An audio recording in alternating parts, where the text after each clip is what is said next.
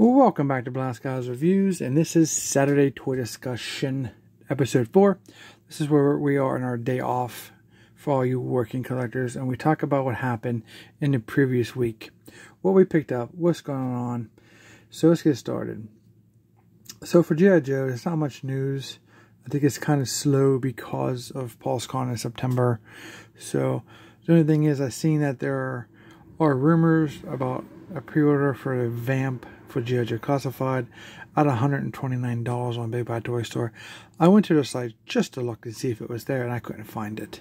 So I'm not sure if they just pre-order sold out, took them down, what the case was, but there's kind of a heads up for that. The Tiger Paw situation is driving me crazy. I cannot find a Tiger Paw. There's none available to be shipped on Target.com, and there's none in a 100-mile radius of my house. They're all on eBay being scalped for $100 plus, which is relatively irritating. So if you guys know of one that can get one at retail somewhere, appreciate the heads up. So that's about it for the G.I. Joe front. I'm still looking for a NECA Teenage Mutant Ninja Turtle Tatsu. Those seem also to be elusive, so I'm not sure what's going on with that. Now, we also talk about Ollie's here. Now, don't forget to like, share, and subscribe. Put that notification bell on because I do updates to find deals at Ollie's. I think Ollie's is going to explode for the holiday season from now until Christmas and thereafter. They usually do a big discount at a couple weeks before Christmas, but most stuff is usually gone by then. Usually give you an extra 25% off, whatever it is. But I did pick a few things up from Ollie's. I've been looking for a couple things. I haven't seen the X-Men 3-pack of Forge, Storm, and Jubilee, I believe it is. Those are going for 25 bucks. But I was able to find the Indiana Jones figures, the Adventure Series sets that I was looking for. So we're going to take a start off by taking a look at those. Okay, this is the Indiana Jones Temple of Doom version. Pretty cool. I do like this one out of all of them. This was $9.99. Now they had a case of 8, and you get these characters in. I already have Helena Shaw from I got from Target for like $7 one time on clearance, and I really like the Builder artifact here. It has this big skull, snake on it. You can definitely dub up with this for your maybe in your G.I. Joe Classified because it has that really cool cobra on the top of that cool skull. So and I wasn't a big fan of, this indie. I know it has a place in the overall genre, but I just didn't need 5 indies. But to get these parts to build that massive artifact, then you got to kind of pay the piper.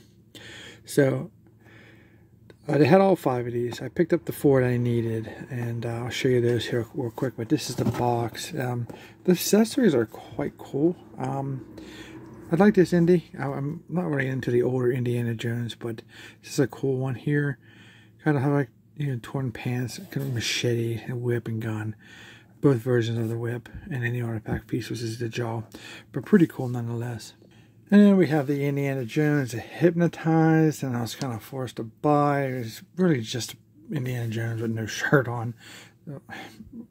But again, more or less for the artifact piece.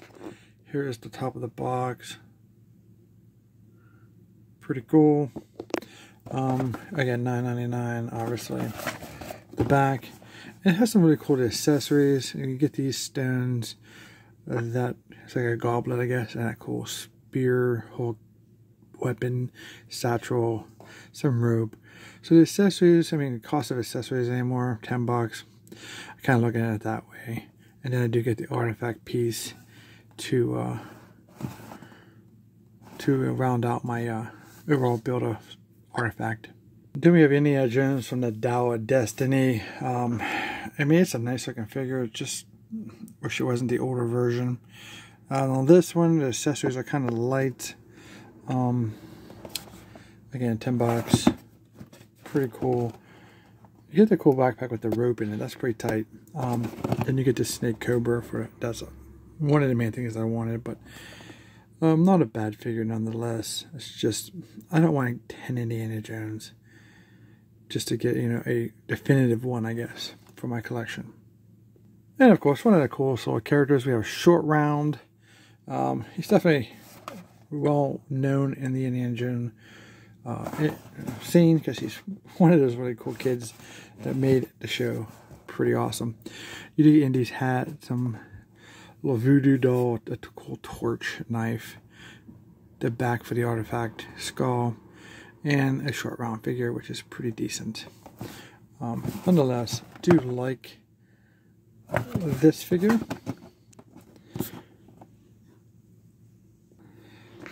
So those are all the pieces you need to build that. So continuing with Ollie's, the other thing I picked up was this Miggs Mayfield. Pretty cool looking figure. I like it because of the overall tactical accessories you get. You get that really cool vest, 4 pistols that you can put on his entire person. That's awesome. I think that'd be a great custom harness for any kind of other figures you would want.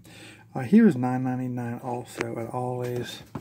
They have friggin' Dan, that band member, comes with 3 different accessories, but he was $9.99. I didn't pick him up as of yet. I may grab him in the future, but just know as a heads up, if you're interested in a friggin' Dan, I think that's how you say that, you can grab those Ollie's for $9.99 also. So that's pretty much it for Ollie's. There is a bunch of stuff. One thing I noticed about Ollie's too, as a heads up, I've seen a lot of toys at one Ollie's. It was exploding, and then another Ollie's didn't have as much. And I guess it depends on the area, but one of the ones by my house is this massive amount of toys, and then one about 30 miles away had a couple aisles. So check all over the place, because just sticking stuff wherever is the best thing I can tell you for when looking for something. So one of the coolest things I come across was there's a store by my house called Gabe Brothers. It's kind of like an Ollie's, but I found these. These are the Power Rangers Lightning Collection cogs, Zero cogs. These are pretty cool. I'm not that much of a Power Ranger fan, but these are pretty cool for army building, especially because I think they're robots. So it's pretty cool. Goes out of there. So I was able to pick these up for like $8. So I was able to get 5.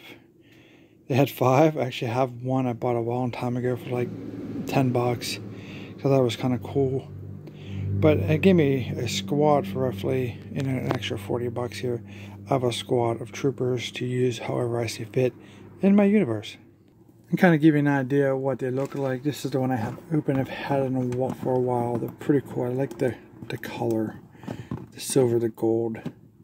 Pretty decent. And then you get to the alternate head, kind of like this if you want to display them. But just to have like a squad of these to fight whoever, your Power Rangers or anybody else you want, is pretty cool. And plus it looks pretty freaking amazing with the Destroyer. That looks amazing. Just for fun. Now on the Hot Wheel front, I didn't pick up much. Just kind of grabbed these 2. This is pretty awesome. What is this? This is the Kowloon Hypervan. A lot of tempos on here. It looks pretty cool. And then I picked up this Nissan Skyline 2000 GTR LBWK. It was at Liberty Walk, I think. Pretty awesome. Alright, so getting to the main topic of the video for this week would have to be this. This is the Jabba Hutt playset. Jabba Hutt, you get the 88 and Salacious Crumb carded. This was been on pre-order at Hasbro Pulse for a while. I'm not sure why. Now, why is this significant? Because a long time ago, I have never opened it. I still have it. It is the Boba Fett throne room. So this, you can turn Boba Fett's throne room into the Jabba Hutt palace, I guess.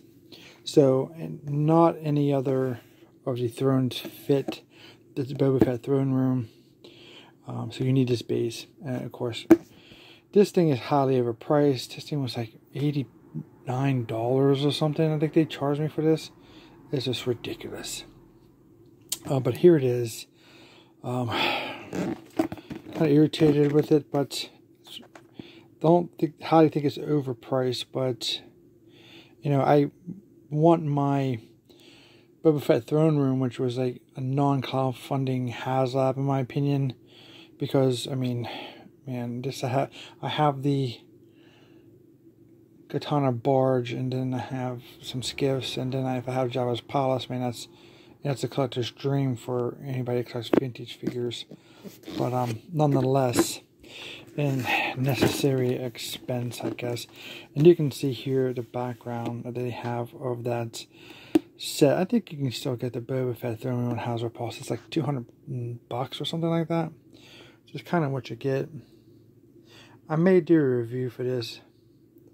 I may not, because at this point I'm not going to open up my Boba Fett throne room, and I bet you a lot of people want to see this, what this would look like with the throne room, but I just don't have the space at this particular time to, you know, display a piece like that. So these are shipping now this week. This is August 17th, 2024. This has been on pre-order for I think like a year. Not sure why they were delayed so much, but yeah, this is really the only thing I got outside of Ollie's and any discount stores. So pretty cool piece though, but highly overpriced. So, you know, I'm not much of a Power Rangers fan. I wasn't going to show this, but I figured I still have a few minutes. I'm going to make this like a 15-minute video. I only pretty much have the, I don't know what do they call those? The masterpiece versions or ultimate versions of the original Mighty Morphin Power Rangers, which kind of, you know, have all 6 of them with the Green Ranger, including the Green Ranger. But then what really irritated me about that, they didn't have the Jason unmatched head sculpt because of legal issues with Jason, with the actor, Austin St. John. So it left me wanting a white Power Ranger to have Saba, and pretty much is the extent of my Power Ranger collection is those 7 figures, and then obviously now the cogs, which, you know, is just something to fight or for display purposes. But do you know the Mighty Morphin Power Rangers Lightning Collection White Rangers on Amazon for like $100? So to have some type of representation, I obviously you don't know what something looks like until you buy it. So I picked up this Mighty Morphin Power Rangers White Ranger. It's metallic or something, and I'm not sure if I like it. It has this metallic version. The box is pretty cool. It has glitter. It's just, yeah, whatever. Glitter feature. It's kind of weird. This ended up being like $35 because it's the only version you can get that's going to match. And that head sculpt is just kind of like, does not look like Jason David Frank.